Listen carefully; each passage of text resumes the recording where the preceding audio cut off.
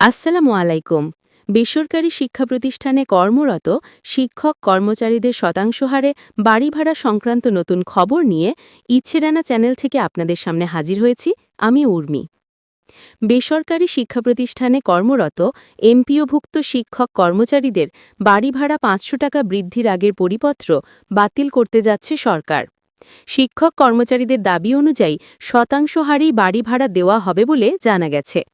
বুধবার ৮ অক্টোবর অর্থ উপদেষ্টা ড সালেহ উদ্দিন আহমেদ এবং শিক্ষা উপদেষ্টা অধ্যাপক সি.আর. আবরারীর মধ্যে অনুষ্ঠিত হাইলি কনফিডেন্সিয়াল সভায় বিষয়টি নিয়ে নীতিগত সিদ্ধান্ত হয়েছে।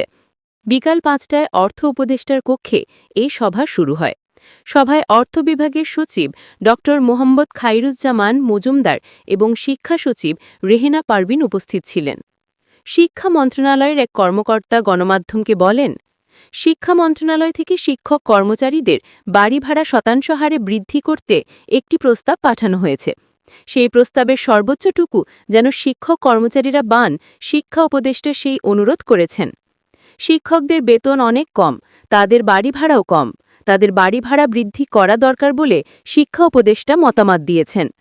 সম্প্রতি অর্থ মন্ত্রণালয় থেকে শিক্ষক কর্মচারীদের বাড়ি ভাড়া ৫০০ টাকা বৃদ্ধি করা হয়েছে।